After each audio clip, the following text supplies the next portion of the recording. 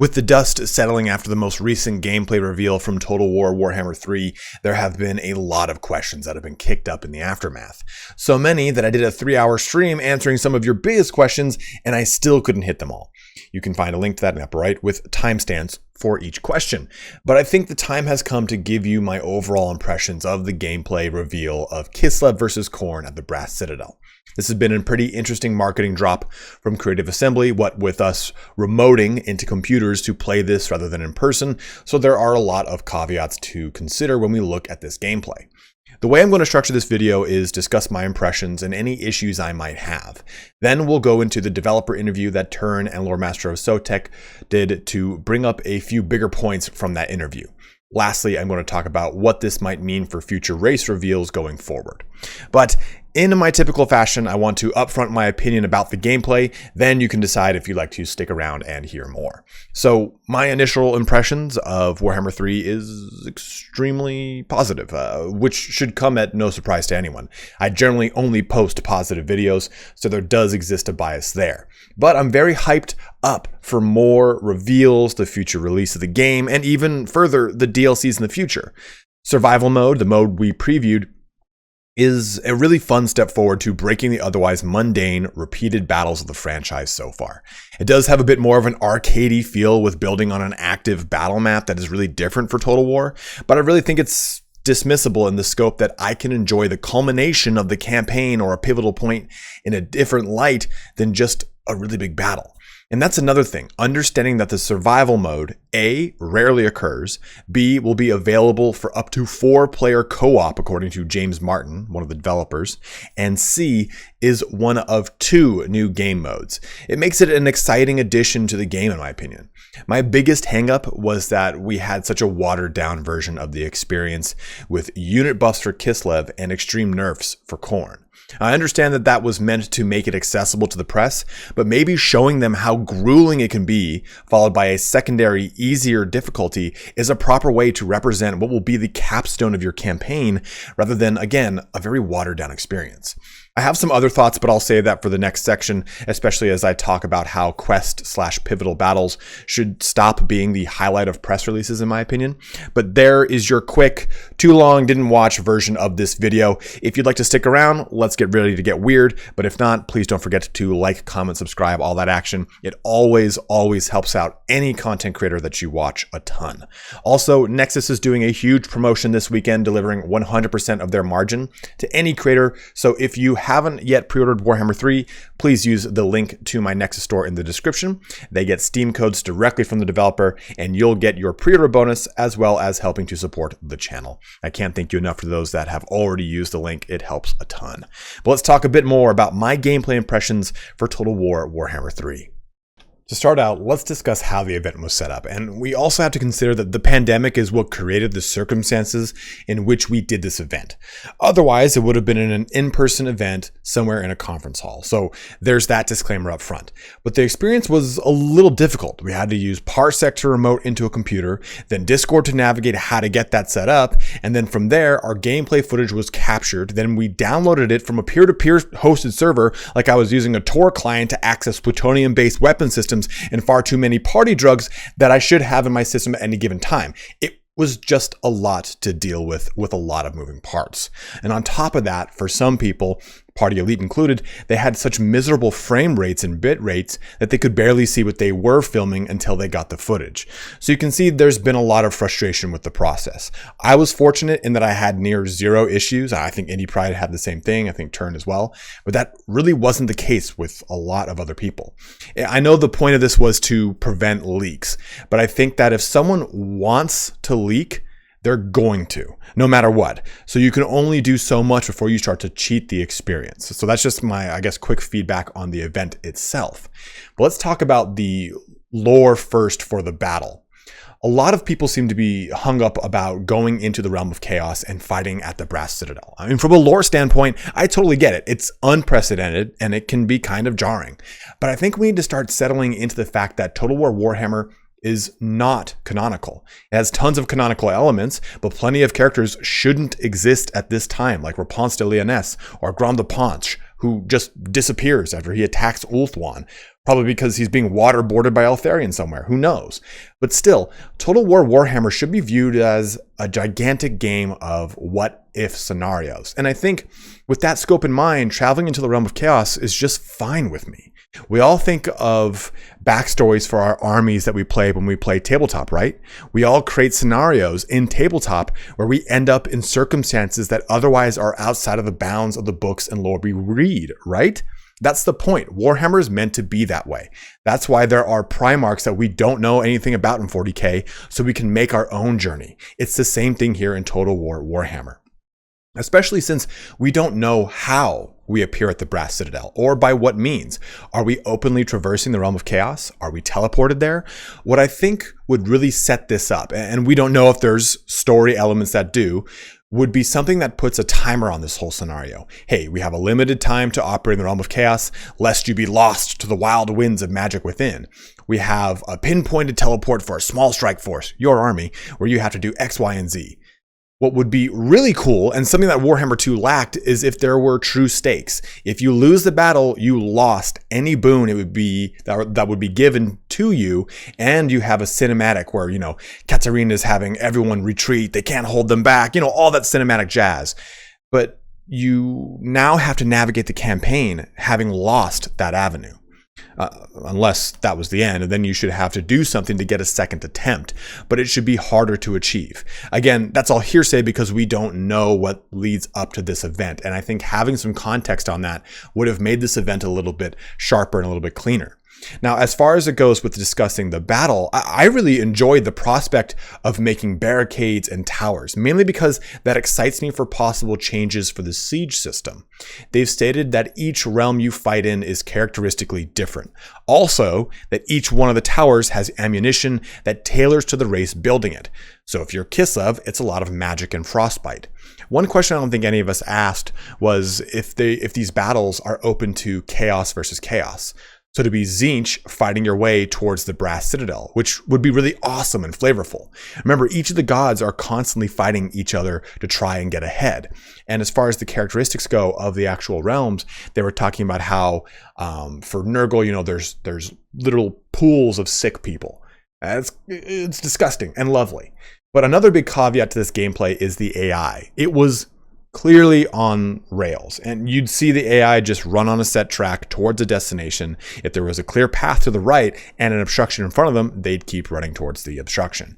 I have to assume this was intended because, again, the watered down approach of the press release to try and deliver a predictable and easier format for people that don't play Total War games. All this was under extreme development too, so a lot of the numbers we saw will absolutely change, especially as this hits QA and people start to try and break units. I can understand the fear that there is a lot of power creep with Kislev. The general consensus seems to be that Kislev is the Empire, but stronger. Rather, I see Kislev as being a lot of hybrid units and cavalry units that have higher charge bonuses than their Empire equivalents, while losing out on armor and melee defense. Those defensive penalties won't hold up to a force of Khorne that isn't so nerfed. Winged Lancers, for example, only has 65 armor, versus Empire Knights, which have 110. And Empire Knights are not the most stalwart combatants on the battlefield. Even the Griffin Legion has 100 armor to the Reiksguard 120. And I think that once we see Kislev on a proper battlefield, strengths and weaknesses will be a bit more apparent, which is something I wish we had, to be honest, which brings me to my next point. No more quest battles. From a marketing standpoint, I completely understand wanting to put your best foot forward and to show off a cataclysmic event or massive point in the campaign. What's more epic than assaulting the home of the god of battle himself, painting the steps of his beloved home red with the gore of his followers? But I think that needs to stop. The biggest reason is that it ruins the surprise for those of us that intend to play the game. In the dev interviews, though, they wanted to give us a sense of scale for how massive this campaign is supposed to be, and I'm totally on board with that. But what I would have preferred was a battle that leads to the Brass Citadel. Then just play the intro to the battle at the end and maybe give a quick 90-second, 2-minute showcase of the new survival mode, showing us, hey, here's really quick what it does. That way, it kind of teases you a little bit. This way, you can show that there is a grander scale to Warhammer 3 this time around, and this allows us to get just the tip in without having to worry about any of my stacking trust and commitment issues that only get worse with age. Wait, what? Well, what I mean is that from a developmental standpoint, it is going to be significantly harder to prepare a very intricate, many moving parts quest battle like this versus something a bit more reserved. I guess the counter argument could be that the quest battle is on rails, so it's easy to set and forget. But we're in the midst of a global pandemic, and the majority of development hasn't been able to develop in Office for a substantial portion of the last year. So going with something that's simpler, I feel, would have been the better approach. As it is, we don't have sync animations, the AI was kind of jankety, and as we talked about a little bit ago, and the experience was significantly nerfed for difficulty purposes. Had CA given us a preview of how this new sieges are going to occur in Warhammer 3, I'd have preferred that because I would have been able to see all of these units perform in an actual quote-unquote real-world scenario versus a one-off rare part of the campaign. Further, sieges are one of the biggest, but also most enigmatic changes coming that everyone wants to know about. Survival mode? Awesome, looks great, but I didn't know it was coming to be hyped up about it. Sieges? I've wanted to place cannons and ballistae on walls since game 1. Wet that beak first. Give me that easy win for marketing, and then give me the stuff that I've never heard of to really ramp me up towards the release. That's my thought process, at least. And as I've said, I enjoyed the shit out of the battle, and I loved it. But I think that CA took too big of a bite for this event that was already marred by technical difficulties as a result of varying internet speeds from across the entire planet to varying forms of success per individual's experience it. I, for one, like I said, wasn't disconnected once, and my game crashed in the first 2 minutes, but that was it. I know that wasn't the case for plenty of other people that played. The last point I want to hit before we talk quickly about the interview and some things that came up is the appearance of some of the Khorne units. There have been a lot of discussions about how some units are simply colored versions of their undivided counterparts, or how some units share animations. In the stream we did the other day, a lot of people brought up Cody Bonds' video and his disdain for the reuse of animation. Please guys, if you haven't, go and check out Cody's videos. The first one is so goddamn funny, and the second one brings up a lot of poignant points about Warhammer 3 that are worth listening to.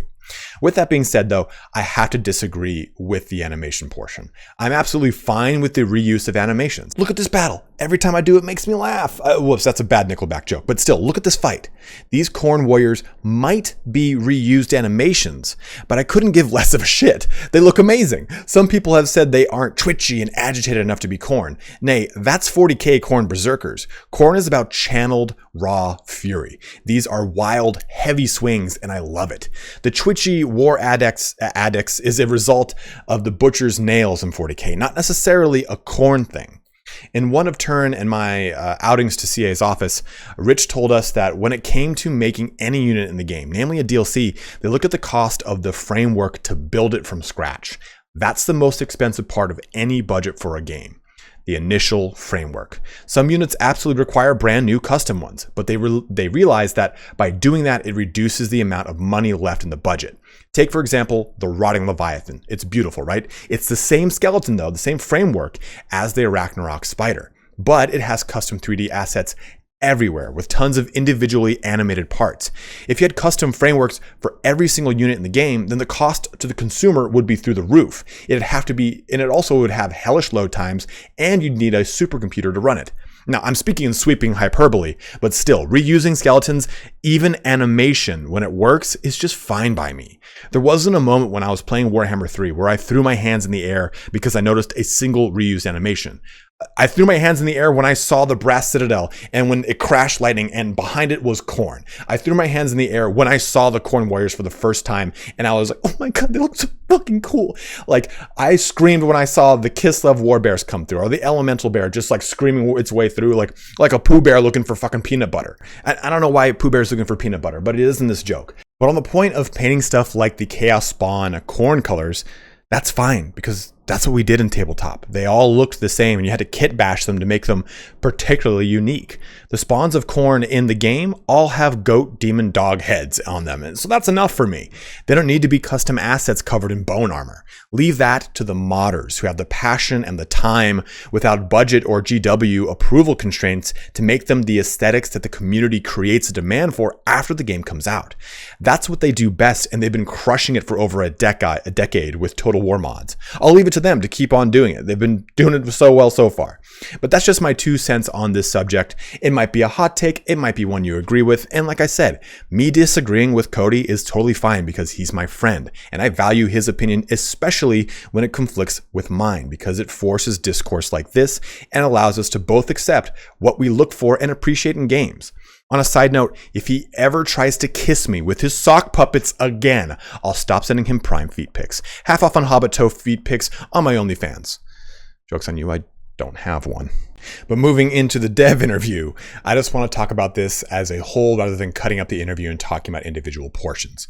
I'm going to paraphrase some of the talking pieces rather than drill down individually. If you'd like that though, please go and check out Loremaster of Sotek and Turn's channels. They both put up their tandem interview that they did with the devs, and they got a lot of really good information out of them. And that's what I'll be using for this. Turn sent me that interview to take a look at. But as far as some of the big talking points go, I first want to talk about the new domination mode that's coming for multiplayer. This is a brand new mode that is planned, not set in stone, to be added as a quick battle feature. Also, though, it will be a custom battle feature for sure. Custom battle, we know it's coming as, just we're not sure on the quick battle with the launch of Warhammer 3. This new mode places capturable points across a map that you then have to take. You'll then earn victory points, and the first to the max wins. The intention behind this was to end draw kiting and other cheesy methods of play that can create barriers of entry for new players into the multiplayer circuit. Also, it helps to shake up the meta by making the multiplayer battles less of a rock, paper, scissors of who chose the better build and more of individual units' strengths, which I love. We're supposed to be getting news on this soon, but it sounds like a really awesome and different way to play the normal quick battle, which will of course still be there. But it could make for a lot of really fun tournament styles or ways to mix it up match to match so that you have to adapt your gameplay a bit better. I'm overall very excited for it, but on that note, survival mode will also have multiplayer playability as co-op and custom battles as well. So it's like these 2 things in tandem are going to make for a really strong multiplayer variety, right? We just have custom and quick battles now, but being able to play domination mode or survival mode in, say, a quick battle or those co-op or custom battle variations really brings a lot to the table as far as this game's multiplayer longevity. And I always argue that a game's longevity is tied to 2 things. Its mod community and its multiplayer community. As long as those 2 are thriving, it will always continue to thrive. And the development will say, hey, we have to keep patching this and keep supporting it, so on and so forth. But another big development is that we will be getting minor settlement battles, enabling us finally to have a skirmish at these smaller settlements that don't have walls. Now, they said it will be either a portion of or a 360 settlement battle depending on the location. And the intention behind this is to really add a ramping scale where you have to have open field battles, then settlement battles, then sieges, then the obvious major campaign moments. But some final pieces on the developer interview were the discussions on multiplayer co-op outside of just head-to-head. And they said that they can't speak on the matter just yet, which kind of really gives us the answer we need, right? It wasn't a no, and we can do 4-player co-op with survival mode, that we know that that's coming, as well as 4-player free-for-all. So I think it's a pretty safe assumption that we'll probably be seeing 4-player co-op in the future for the campaign mode. Then lastly, Sotek asked about the possibility of Boris Ursus, of course, one of the biggest and most important rulers of Kislev, being in the campaign. This is Tsarina Katerin's father. And they said they couldn't comment on that, which again tells us all we need to know. So we don't know if he's coming as a legendary lord, a portion of the campaign, or what. But I think it's safe to say that Boris will somehow be in the campaign, or at least be involved in it. And that in and of itself is very exciting to hear about, because that's always been my assumption is, okay, is it going to be Katerin and Boris as the 2 legendary lords? Are we getting 2 legendary lords for Kislev? Is Boris going to be a legendary lord, period? That's what I thought of who it would be until we found out about Katerin. So it's going to be exciting to find out where he is placed in the campaign for Kislev. Now, before we close our video out, one thing I do want to talk about is kind of the future predictions of what this might mean for race reveals going forward. Because, right, we got Khorne and we got Kislev. There aren't a whole ton of interactions with them in the lore. There are some scant ones. And I'm going to be doing a series of videos of this on what my next one, or at least the prediction I have for the next pairing might be. But that's what I think is going to be happening going forward, right? So we've got Kislev, Cathay, Khorne, Slaanesh, Tzeentch, Nurgle. That's 6. So that leaves us with 3 possible pairings. And we've just seen Khorne and Kislev, so we've got 2 sets of pairings left. Now, again, my assumption is, and this is something that I've stuck on for a long time, is that we'll probably be seeing the game in September. Since we just now saw our first gameplay, I think it might actually be a little bit later, but this it tracks very well with Troy. Troy, we got our April, May teaser of the actual game, then the game came out in September. So if it's following that similar timeline, I think it would make sense for a September release for Total War Warhammer 3.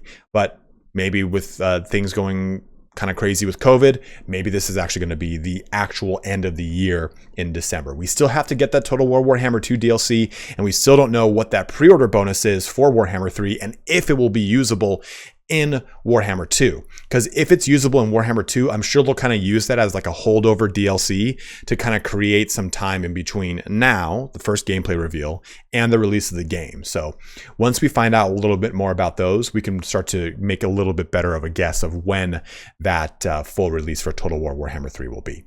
But that concludes our video here for today, guys. Again, I really enjoyed the battle here at the Brass Citadel. I walked out of that extremely hyped. I was dripping with multiple fluids, and I don't want to talk about that too much. Tara and I talked about it, and we both loved the hell out of it. Like, I cannot wait to jump into the entirety of the roster. And that's another big thing. The devs have said we've played with 50% of the Kislev roster and like 30% of the Khorne roster. So there's still plenty coming. And that gets me wondering, okay, are we going to see more of Chaos Undivided units put into a Khorne variation for the Khorne roster? Or are there other more custom units that we just don't know about yet? I'm very excited to hear about that. And for Kislev, I still want to see what their bottom tier units are. We haven't seen any of those. What's their chaff infantry going to be? Is it going to be a higher presence of Ungls? We have not really seen those yet. So I'm looking to really get some more information here, hopefully in the next couple of weeks, since we've now seen this gameplay reveal. I've noticed that CA typically does things in month blocks, so I'm assuming that May is the block for Total War Warhammer 3, and then next month might be Total War Warhammer 2's DLC. We still, again, have not had the news on that, but go ahead and let me know in the comment section below what your thoughts are about the battle that you guys have seen. Are you guys really liking it? Are you really hyped for it? Are you not so hyped for it? Let's get a discourse going. Love to see what your guys' thoughts are on the battle, on Khorne, on Kislev, on what's coming, on the dev interview, all the stuff that you guys have seen over the last couple days. As always, though, thank you so much for watching here today. Don't forget to comment, like, subscribe, all that fun action. But have a good one and take care.